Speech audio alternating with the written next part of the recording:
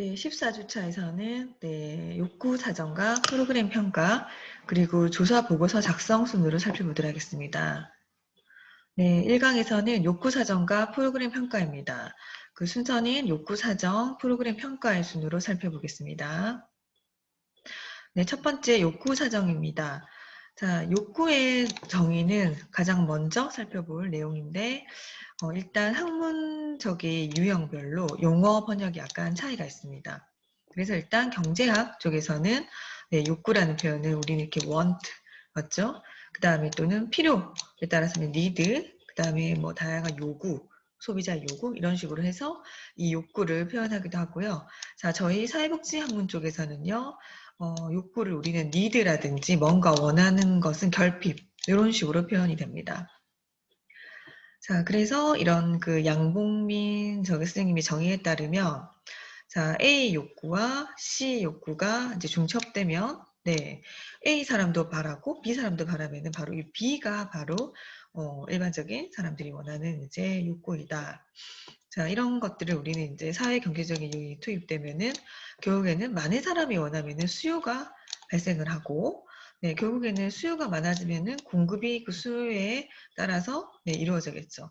그렇게 되면 결국에는 이 그 소비자 사람들이 많이 이용하게 된다. 자, 뭐 이거 이렇게 지금 보건경제학자인 이제 양봉민 선생님의 얘기를 따르면 이만큼 욕구가 굉장히 중요하다는 것을 여러분이 알 수 있을 것입니다. 자, 그 다음에 이제 드디어 사회복지학자인 이제 홍경준 선생님의 이 욕구에 관련된 정의를 보면 이 유사한 용의를 총 3가지로 나누고 있는데요. 첫 번째 욕구는 개인이나 집단이 욕구가 발생한다는 것은 인간의 이런 생존이라든지 뭔가 성장, 그쵸? 그러니까 먹고 싶은 거, 뭐 가지고 싶은 거 이런 것 또한 우리 인간들의 생존, 성장, 발전을 위해 필요한 것이라고 보는 거죠. 그래서 인간의 이런 성장 또는 생존을 위한 것 또는 그 개인의 발전을 위한 것으로 뭔가 필요보다는 좀 더 객관적인 개념을 우리는 욕구라고 합니다. 그래서 우리 사회조사 방법론에서는 욕구라는 표현을 자주 쓰게 될 것이죠. 자, 그 다음 두 번째 용어는 이거랑 좀 차별이 되는 want, 필요는 욕구에 비해서는 좀 해결되어져야 하고 또 해결될 수 있다고 기대하는 정도가 욕구보다는 조금 낮은 거. 그래서 욕구보다는 좀 더 주관적인 개념, 있어도 되고 없어도 되는 거. 자, 그 다음 이제 수요는 표출된 욕구로서 화폐를 포함한 이제 금전적인 이런 재원에 의해서 이루어진 거. 그래서 시장에서 나타나는 이런 수요이기 때문에 별로 따로 조사가 필요 없다라는 거. 그래서 자, 이렇게 3가지 개념을 살펴보셨는데요. 자, 우리는 이제 욕구 사정에 대해서 배우셔야 되기 때문에 사회복지 맥락에서는 욕구라는 개념의 정의를 이해하시면 될 것입니다.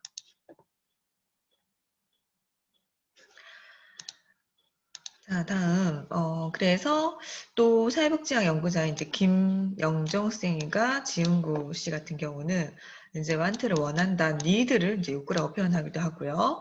자, 한국어의 이런 사전적인 의미는, 자, want는 욕구나 뭔가 이렇게 욕망, 그쵸. 그 다음 need는 필요나 어떠한 요구 해서, 자, 지금까지 이런 욕구에 관련된 다양한 정의를 살펴보셨는데, 자, 그러면 사회복지 학문에서 추구하는 욕구의 개념을 잘 아실 것 같습니다. 자, 그래서 이제 본 이 교재에서 추구하고자 하는 학문적인 정의. 자, 이 부분부터를 여러분이 좀 더 주의 깊게 보실 필요가 있는데요. 자, 우리 본 교재에서 말하는 욕구는 want와 같이 개인적인 충족을 강조합니다. 자, 그래서 이런 욕구의 해결 방안은 어느 정도 개인의 능력에 따라 달려있다. 이런 욕구의 해결 정도는 개인이 내가 얼마만큼 효용 또는 이 주관적인 내가 만족에 의해서 측정이 가능한가에 따라 달라질 수 있죠. 자, 그 다음에 이제 필요는 이제 니드와 같이 좀 객관적이고 규범적인 기준이 적용되며 해결 방안은 사회적인 능력에 있습니다. 그러니까 개인이 어떻게 할 수 없다. 그래서 이 능력은 사회적인 프로그램이라든지 정책을 통해서 발휘되거나 그 필요 해결 정도는 전문가나 그 사회복지 종사자들, 뭐 사회복지 전문가, 의료인, 법률가, 관계공무원 등 이러한 사회복지 관련 전문직의 객관적인 판단에 측정되는 개념. 그래서 욕구 사정은요, 어떻게 보면은, 네, 사회복지 이런 그 프로그램이나 이런 그 조사의 대상이 필요한 개별의 욕구를 우리는 측정한다라고 볼 수 있습니다. 그러니까 개인이 느끼는 주관적인 만족도가 되겠죠. 자, 최근 들어서 이제 사회복지 서비스 분야에서도 이제 소비자 약간의 이제 주권 또는 소비자 보호주의가 강조됨으로써 이런 경제학의 용어인 이제 그 완트의 중요성이 굉장히 커지고 있지만 한국에서는 이제 아직도 니드나 완트가 좀 더 혼용해서 쓰이고 있고, 네, 이런 소비자 주권의 이런 개념을 좀 더 적용하기 쉽지가 않다라고 볼 수 있죠.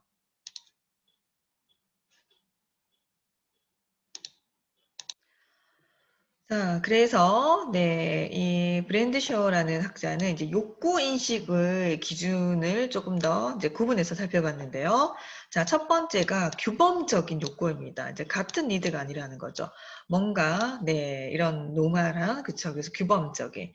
자, 이런 규범적인 욕구 같은 경우는 전문가나 이런 전문직에 종사하는 사람들이 그들의 이런 경험이나 다양한 지식을 토대로 어떤 수준이 충족되었는지, 네, 에 따라서 규범을 정하고 그 규범과 현재 상태와의 차이에 의해서 파악된 욕구를 우리는 규범적인 욕구라고 정의합니다.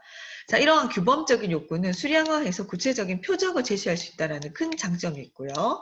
자, 어쨌든 일반적인 니드의 개념과 일치하는 맥락을 가지고 있습니다.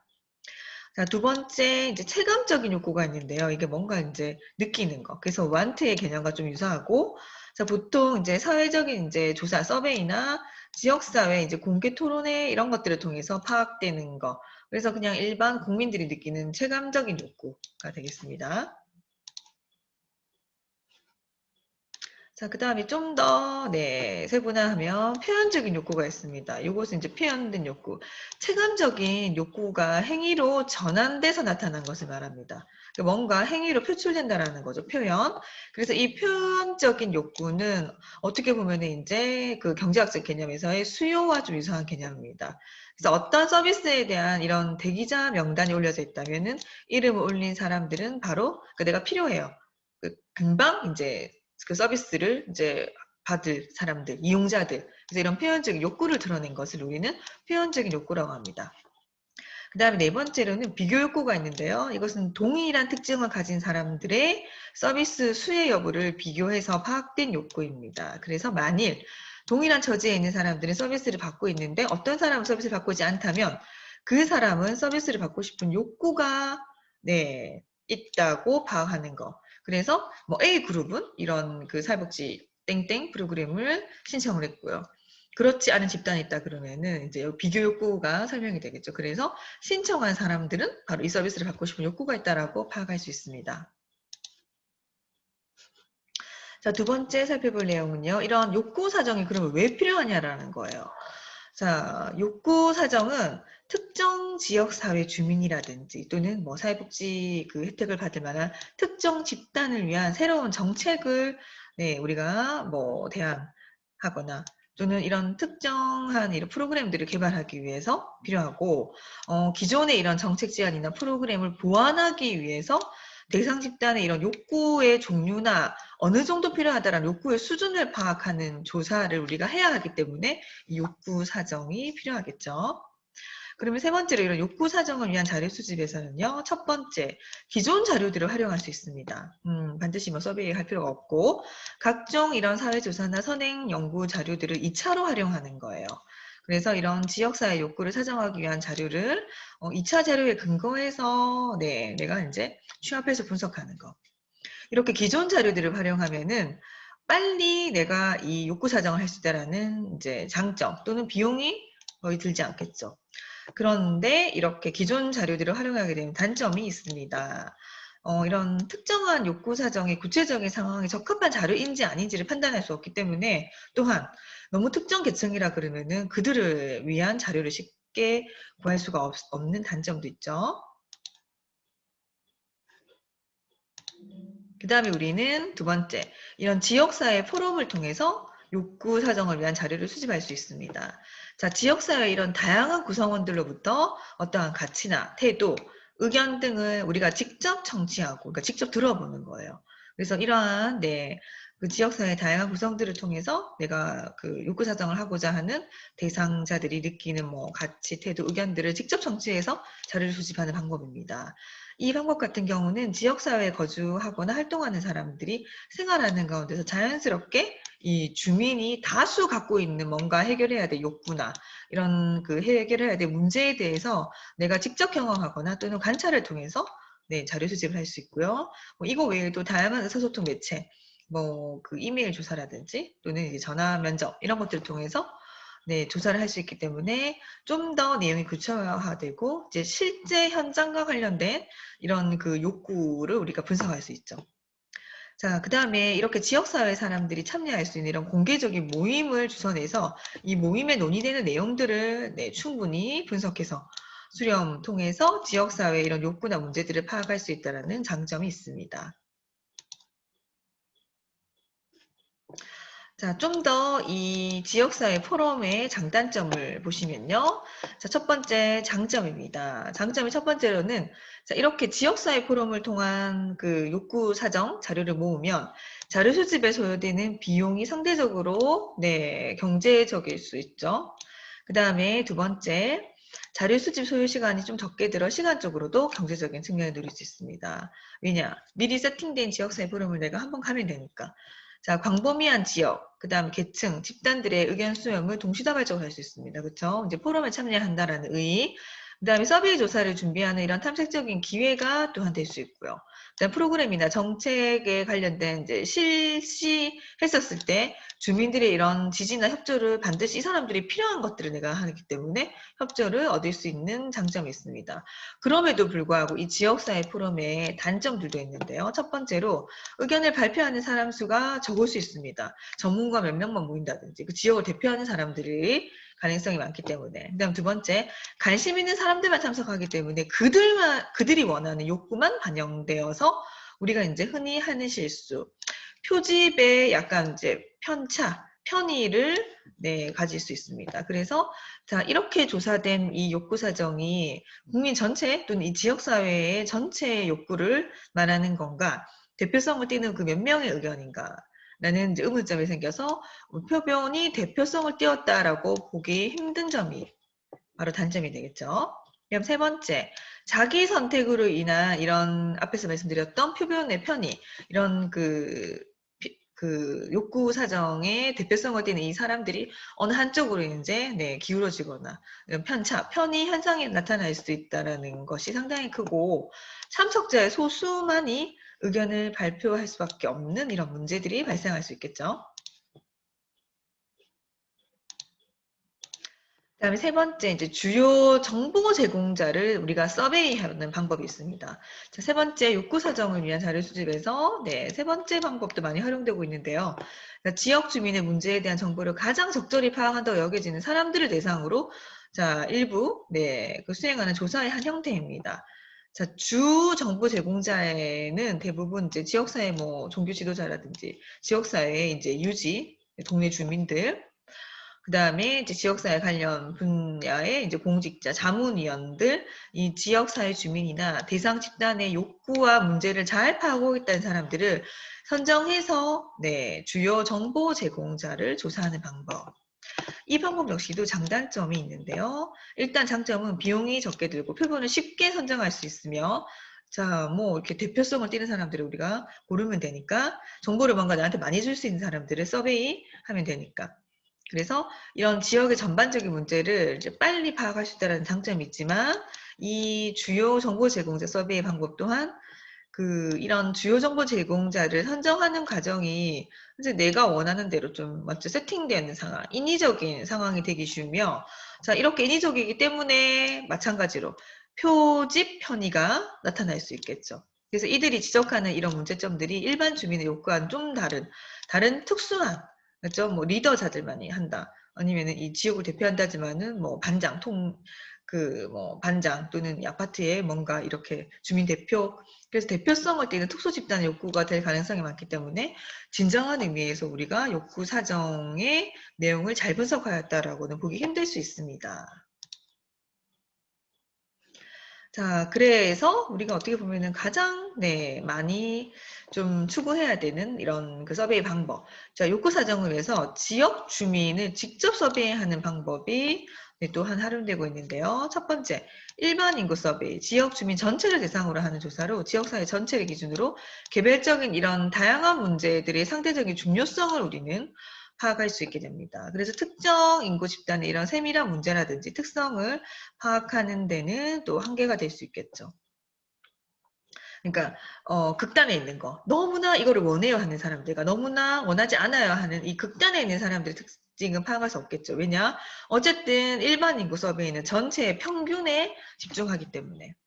그 다음에 두 번째, 이제 표적 인구 서베이. 일반 모든 인구 가운데서 일정한 특성을 가진 사람들만 이제 표집해서 선정해서 이들의 욕구를 조사하는 방법.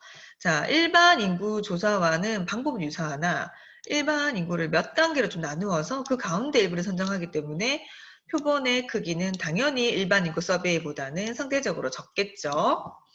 자, 그래서 예를 들자면 일반 인구 중에서 65세 이상 뭐 장기 요양, 보호 서비스를 원하는 사람들을 내가 대상으로 이제 서베이를 하겠다 한다면 그 이용하는 이제 남자 뭐 노인들을 내가 대표 표적 인구로 선정한다면 일반 인구들은 65세 이상 장기 요양 보호 서비스를 이용하는 사람인데 그 중에서 남자 순으로 이제 단계적으로 걸러진다라는 거죠.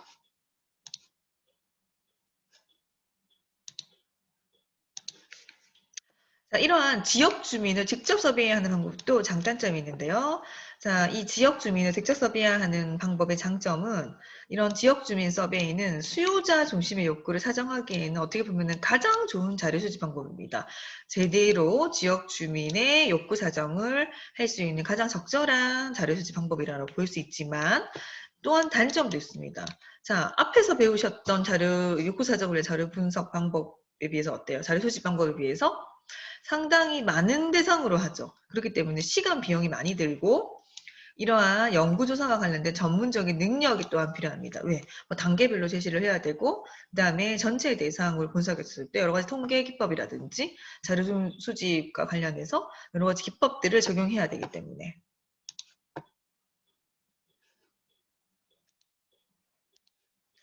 자, 다섯 번째 방법이 그 사회 지표를 조사하는 방법입니다. 이것은 일정한 지역이나 이런 대상 집단의 생활 상태 또는 어떠한 이런 대상 집단에 이제 드러나는 여러 가지 문제와 관련된 공공 기록 문서라든지 보고서를 참고한다라는 거예요. 이 기록 문서나 보고서에 보면은 대부분 이제 인구조사 자료라든지 또는 보건복지부에서 매년 올라오는 자료들이 상당히 많을 것입니다. 거기에 기록된 통계 자료를 바탕으로 나름대로 욕구를 추정하는 방법이에요. 직접 조사를 하진 않고 기존에 나와 있던 사회 지표들을 조사하는 방법이 바로 이 방법입니다.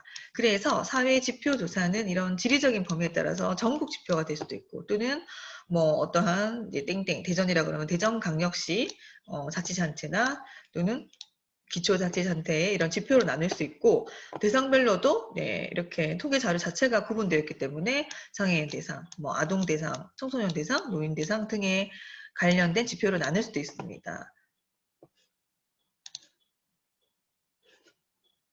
자, 그 다음에 이제, 자, 델파의 기법인데요. 자, 이것은 어떤 문제에 대한 올바른 판단을 하기 위해서 조금 체계적으로 전문가들이 어떤 합의점을 찾는 방법이에요. 그래서 1차 설문에 대해서 응답을 하고 정리를 하고 1차로 끝나는 것이 아니라 전문가들 대상 다시 2차 질문에서 1차 응답을 다시 한번 확인하는 식. 뭐 이게 1차, 2차로 끝날 수도 있고 뭐 여러 차로 거쳐서 좀 더 이렇게 체계화되게 진행하는 것도 되겠죠. 이러한 델파의 기법은 굉장히 광범위하고 장기적인 정책이라든지 조금 주요하게 다뤄야 될 프로그램을 수립하는데 종종 사용되고 있고요. 이런 그 욕구의 유형을 파악하고 사회 문제에 대한 조금 다른 상이한 판단을 야기하는 요인들을 우리가 조사할 수 있으며 응답자로 하여금 다양하고 상호 관련된 욕구들을 잘 파악할 수 있게 합니다.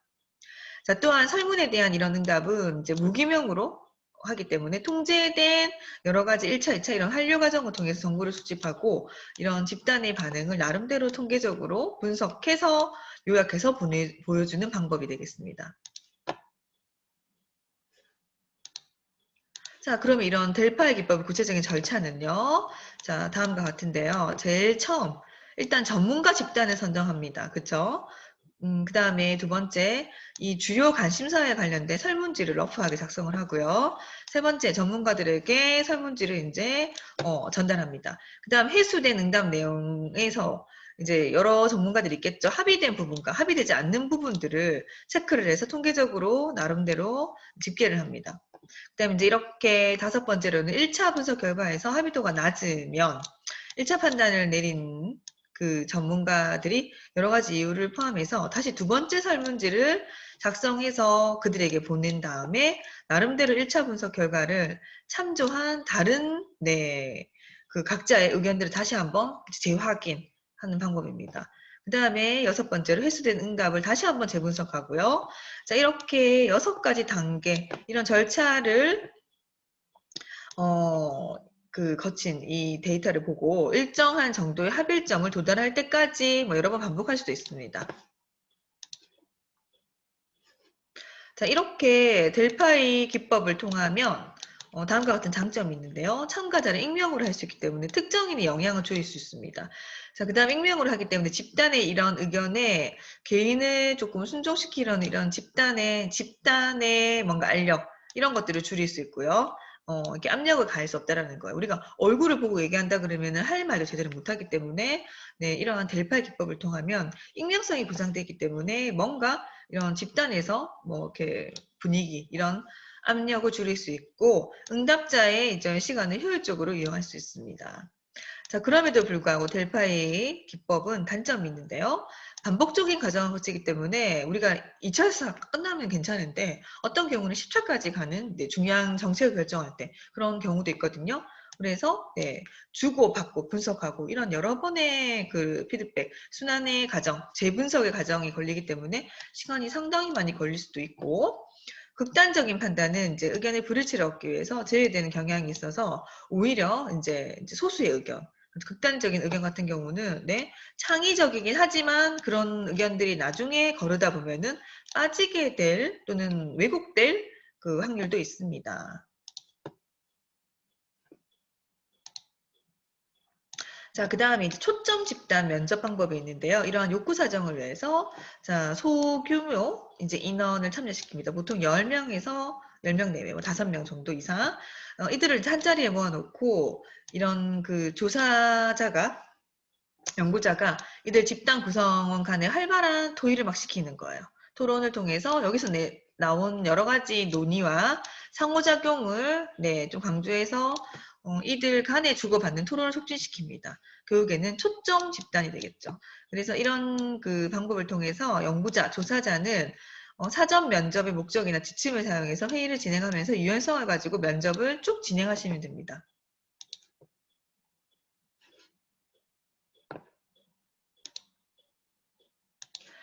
자, 이러한 초점 집단 면접의 장점은 응답자들이 토론 과정에서 자발적으로 자연스럽게 자신의 생각과 느낌을 표현하게 되기 때문에 굉장히 내용이 포괄적일 수 있고 타당성 있는 정보를 얻을 수 있습니다. 자, 또한 자료 수집에 대한 비용이 이제 한 번의 회의를 통해서 면접을 통해서 일어나기 때문에 저렴하고 시간이 절약되는데 여러 가지 단점이 있을 수 있겠죠. 첫 번째가 응답자들이 토론 과정에서 자발적으로 생각 느낌을 이렇게 얼굴을 보고 하기 때문에 아무래도 델파의 기법보다는 표현하기 쉽지 않을 수 있고요. 참여자 수가 10명, 많아봤자 이제 10명이기 때문에 제한되기 때문에 이들의 의견이 전체 그 집단의 욕구를 대표한다라고 일반화하기도 어려울 수 있겠죠. 그 다음 비밀성이나 익명성이 보장되지 않기 때문에 좀 민감한 주제에 대해서는 이제 우리가 인간이기 때문에 사람들 앞에서 자, 의사를 잘 드러내지 않거나 또는 약간 돌려서 또는 왜곡시켜서 표출할 수도 있습니다. 자, 여러 가지 이러한 이유로 초점 집단 면접법은 하나의 독자적인 방법보다는 뭔가 이제 이렇게 두세 개를 해서 약간 보완하는 방법. 그래서 일반적인 연구조사에서는 이제 보완적인, 한마디로 말해서 이제 보충 자료. 그래서 보완적인 자료 수집 방법으로 많이 사용된다고 볼 수 있습니다. 자, 그 다음에 이러한 욕구 사정 질문을 그럼 어떻게 구성하는지 관련된 우리가 예를 잠깐 다뤄볼까 하는데요. 자, 귀하의 이런 지역사회 주민에게 가장 큰 영향을 주는 시급한 사회 문제는 무엇인가요? 라고 이제 문제 물어봤다 쳤을 때 첫 번째 질문은 지역사회 주민의 이런 현황과 욕구를 파악하는데 방향이 설정될 수 있겠고, 자, 그 다음 새로운 해결책을 고안하거나 이런 지역 주민에게 가장 절실한 욕구가 네, 부합되도록 하는 기존의 서비스를 또 수정할 수도 있습니다. 자, 그 다음에 이제 귀하의 지역사회 주민의 부가적으로 필요한 서비스라면 무엇인가요? 라고 묻는다면은 이런 지역사회 주민이 겪는 현재의 문제에 대한 이해를 좀 심화시키는 노력에서 좀 벗어나서 오히려 해결책을 좀 더 첨가하는 방향으로 질문이 일어날 수 있겠죠. 그 다음에 이제 예시는 이제 가출 청소년과 관련된 질문이라고 한다면, 네, 청소년 쉼터를 이용하고 있는 가출 청소년 누구인 것 같아요? 가출 청소년들이 가출하는 이유는 또 어떤 것들이 있는 것 같아요? 그 다음에 이런 가출 청소년들이 가출한 장소는 어디에 있나요? 뭐 이런 기타 등등의 여러 가지 예가 될 수 있습니다.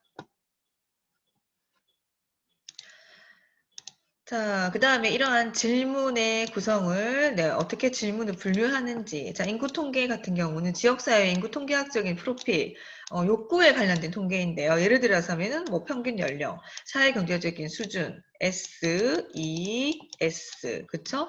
그래서 네, 소득, 그 다음에 이제 그 직업이라든지, 그쵸? 그 다음에, 네, 이런 다양한 이런 사회경제적인 수준 되겠습니다. 그 다음 가족 구성, 이렇게 이런 것들이 이미 지금 인구통계학적인 자료로 나와 있고요. 그 다음에 이제 네, 시의 적절성, 기존 서비스가 시대에 뒤떨어진 것은 아닌가? 그렇다면 어떤 서비스를 제공할까? 그 다음에 이제 지역사회의 현재 욕구는 무엇인가 해서 어떤 타이밍, 과거에 비해서 지금 또는 미래 이런 것들을 우리가 또 분류할 수 있겠죠. 지역사회에 가장 시급한 것은 무엇인가 이런 식으로. 그다음 역사. 자, 시간이 경과하면서 욕구가 변해왔는가? 과거에 비해서 지금 어떠한가? 지난 5년 동안에 변화했던 조건은 무엇인가? 뭐가 달라졌는가?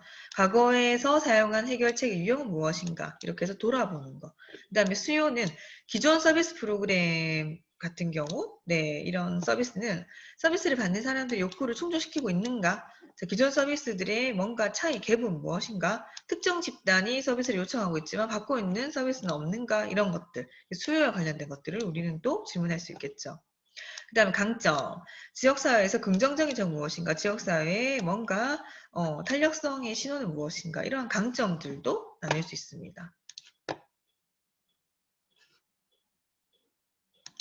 자, 두 번째로 살펴볼 내용은요, 이제 프로그램을 우리가 어떻게 평가하는지입니다. 자, 프로그램 평가와 관련된 정의는, 자, 일단 평가의 사전적인 정의를 먼저 살펴보시면 평가란 사물, 그 속성에 대한 가치를 내가 매기는 거. 그래서 뭐 좋다, 아니다. 그쵸? 요것은 이제 뭐 그 가치입니다. 가치 판단이 들어가는 거죠, 개인의. 그래서 이런 평가의 또한 개념적인 정의는 일반적으로 평가란 특정 활동에 대한 정보를 수집하고 분석하고 해석함으로써 그 가치를 판단하는 거.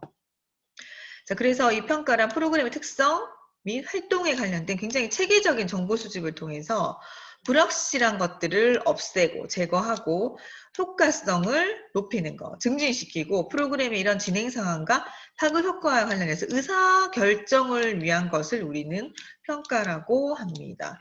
자, 한마디로 그래서 프로그램 평가의 정의는 네, 이것은 기억하셔야 되겠죠. 별표. 프로그램 효과성, 효율성, 적절성, 노력, 그쵸? 그 다음 접근성, 만족도, 사회적 형평성 이런 다양한 요소들을 체계적으로 분석해서 결정권자로 하여금 합리적 의사결정을 내릴 수 있도록 정보를 산출하는 사회적인 과정을 우리는 프로그램 평가라고 합니다. 자, 그러면 좀 더 내용을 좁혀서 사회복지 프로그램 평가는요.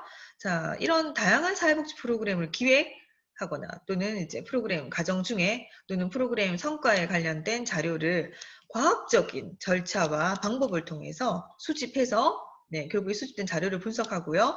이런 것들을 통해서 프로그램의 질적 향상과 프로그램 개발에 관련된 중요한 의사결정을 돕는 활동을 얘기합니다. 자, 그래서 프로그램 평가를 우리가 개념을 알았으면은, 네. 자, 시험에는 사회복지 프로그램 평가의 정의가 나오겠죠.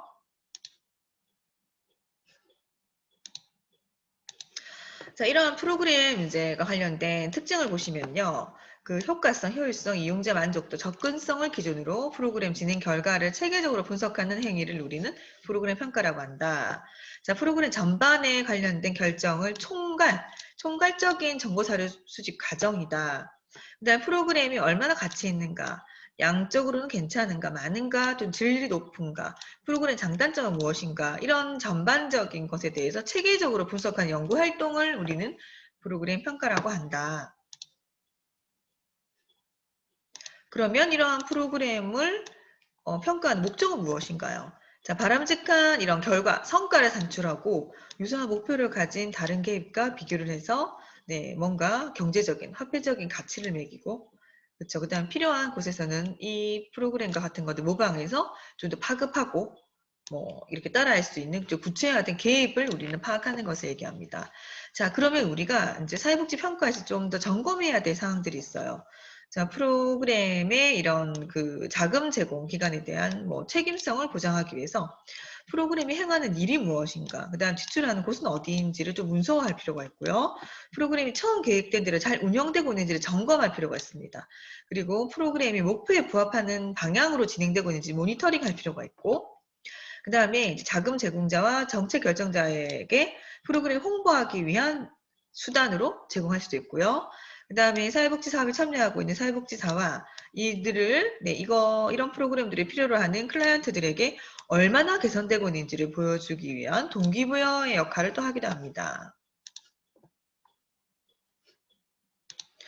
자, 그 다음에 이제 프로그램 평가의 유형을 살펴보면요. 크게 형성평가와 총괄평가로 나눌 수 있습니다. 자, 형성평가의 특징에서 중요한 것들만 좀 다뤄보면요. 형성평가는 프로그램 운영 도중에 이루어지는 평가입니다. 자, 끝나고가 아니라. 그래서 프로그램 수행 과정에서 뭔가 문제점을 발견해서 중간에 프로그램을 수정하고 보완하는 목적으로 이루어지는 거. 자, 여러분들이 이제 봤었을 때 프로그램 만들어 나간다는 뜻이 포함되어 있기 때문에 프로그램을 조금 더 진행하는 과정에서 개선하고 다시 한번 수정해서 개발하는 초점이 되겠죠. 자, 그래서 프로그램의 주요 내용 평가는 참고하시고요.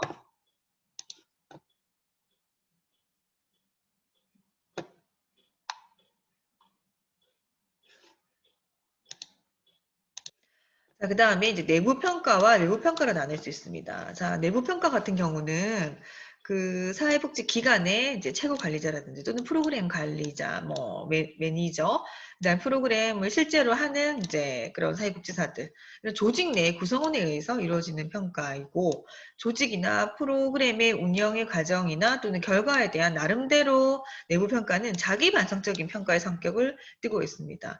자, 이거와 달리 외부 평가는요, 프로그램을 수행하는 조직 구성이 아닌 그 밖에 사회복지 전문가들에 의해서 수행되는 평가, 좀 더 객관적일 수는 있겠죠.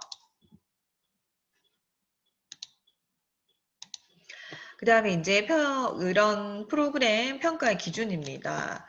자, 프로그램 평가의 기준으로는 서치맨이라는 학자가 노력을 그러니까 이 프로그램에서 얼마나 하고 있는가, 성과가 얼만큼 높은가, 얼마나 적절한 프로그램인가, 이 프로그램 효과성은 어떠한가, 또 효율적인가, 프로그램 과정은 어떠한가, 이런 것들을 제시하고 있고요.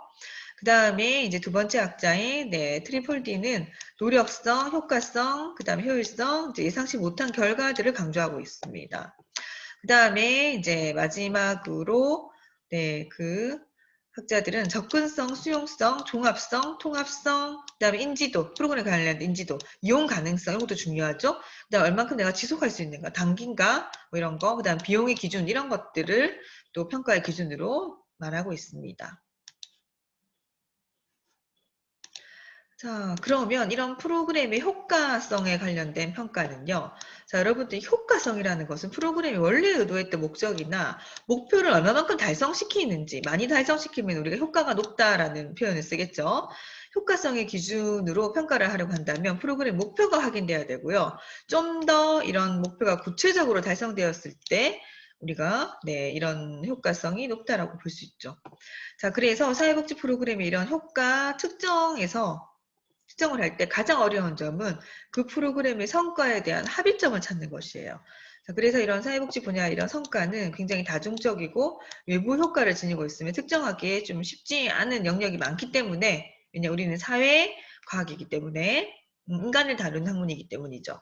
그래서 적절한 이런 성과 척도를 결정하고 측정하는 쉽지 않습니다. 그래서 물론 이제 표준화된 이런 그 척도를 우리가 개발하거나 기존에 나와 있던 것들을 사용하기도 하죠.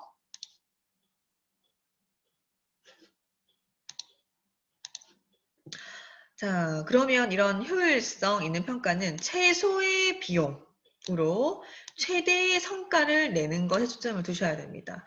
자, 그래서 투입은 적게 하는데 산출이 높은 거. 그러니까 적은 비용이지만은 굉장히 이제 효과가 높다라는 거를 우리는 효율성, 그렇죠? 성과가 높다라는 것을 해서 우리는 효율성 평가의 측면을 또 보셔야 되겠습니다. 자, 그래서 사회복지 이제 비용이라는 것은 프로그램을 하는데 드는 비용, 서비스를 제공한 직접 드는 비용이고, 뭐 여기에는 이런 다양한 이제 비용의 개별 요소들이 있습니다. 그 다음에 이제 이런 그 프로그램 이제 아닌 쓸 수밖에 없는 비용. 자, 표출된 이런 니드, 욕구를 충족시키는데 관련된 비용, 뭐 대안적인 서비스나 이런 욕구 감소로 인해서 발생하는 이런 절약으로 초래된 서비스의 효과, 또는 비공식 보호자의 보호 시간 증가 등으로 인한 이런 비공식 보호 비용을 또 포함시키셔야 합니다.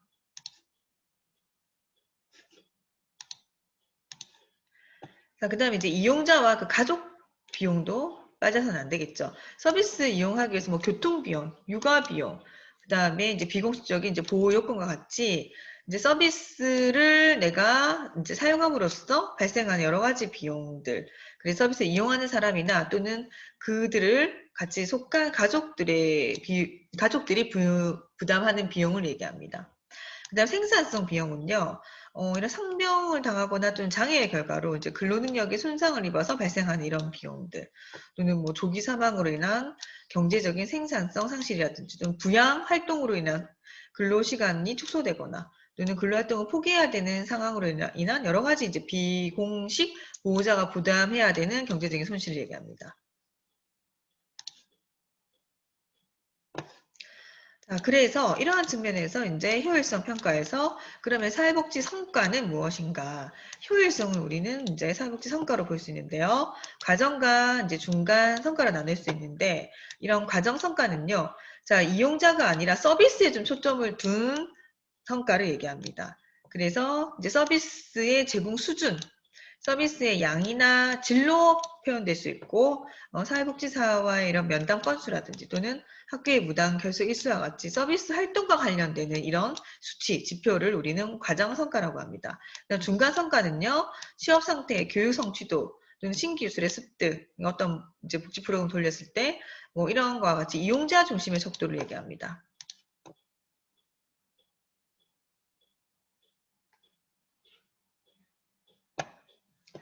자, 그 다음에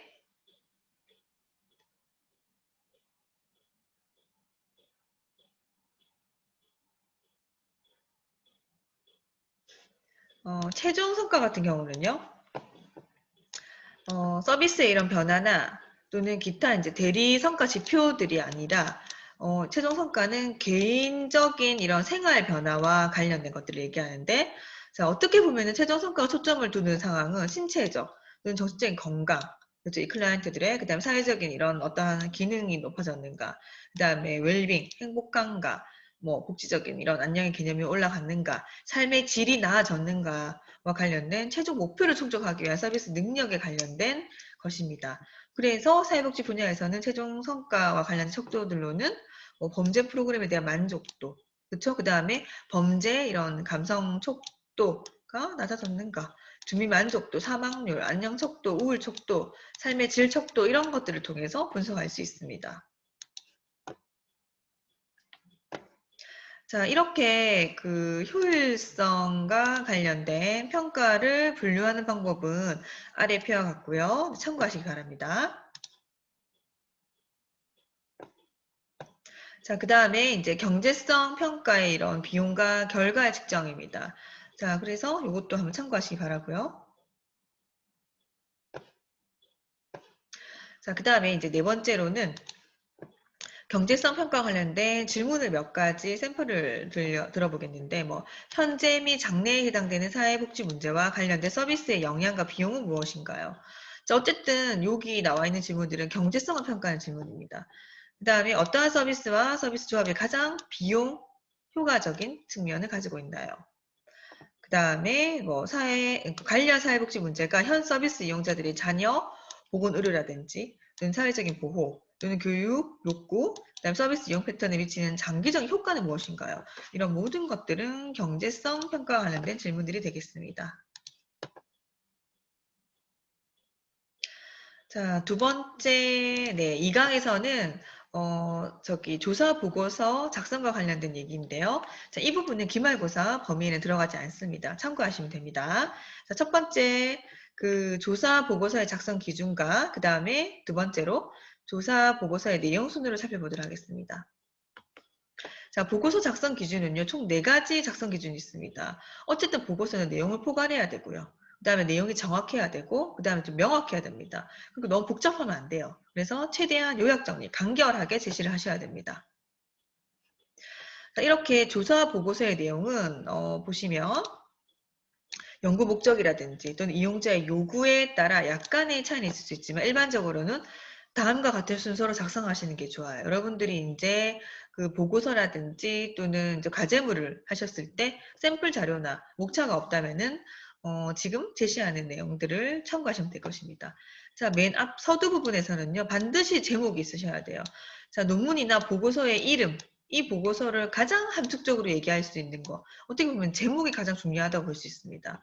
그 다음에 나와야 되는 게 누가 작성했는가, 연구자 이름, 소속, 지위 정도가 밝히셔야 되고요. 그 다음에 목차를 정말 잘 작성하셔야 됩니다. 그래서 이제 내용의 목차라든지 표 목차라든지 그림이 있다 그러면 그림 목차 이런 것들을 따로따로 제시하시는 게 좋아요. 그 다음에 전반적인 개요. 이제 우리가 이제 앱스트랙트라고 하는 이제 초록 개요인데 한 문단 정도로 일목요연하게 무엇에 관련된 연구 보고서이다 이런 식으로 밝히시는 게 좋고요. 자, 두 번째 이제 본문 부분에서는요. 반드시 연구 문제가 들어가야 되고요. 그 다음에 연구 문제에 따른 이제 연구 목적이 기술돼야 되고, 그 다음에 이제 여기 부분에서는 그 연구의 이런 이론적 또는 정책적인 중요성이 나와야 되고요. 그 다음에 여기까지가 연구 문제를 밝히는 거. 두 번째는 자, 내가 이 보고자 하는 연구를 하고자 하는 연구 목적과 관련된 선행 연구. 그래서 이론적인 배경이 들어가야 되고 문헌들을 검토하는 맥락이 들어가셔야 됩니다.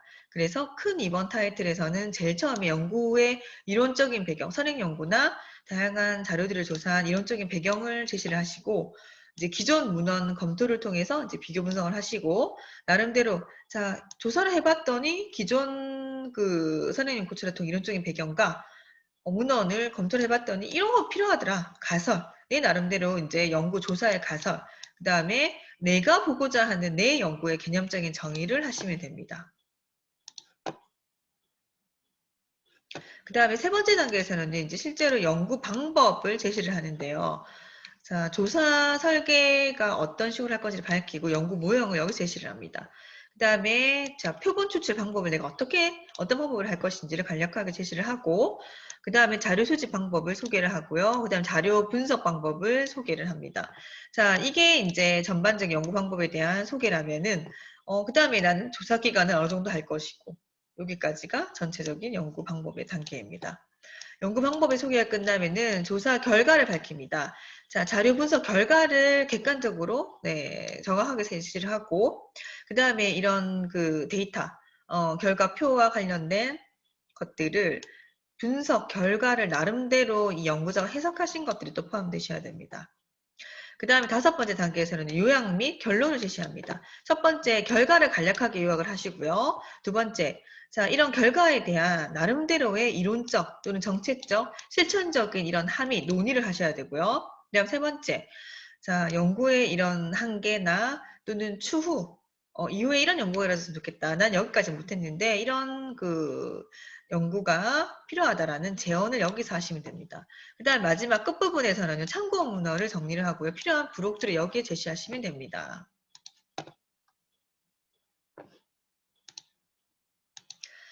자, 좀 더 그 조사 보고서의 내용을 살펴보시면은 첫 번째 서두 부분에서는요.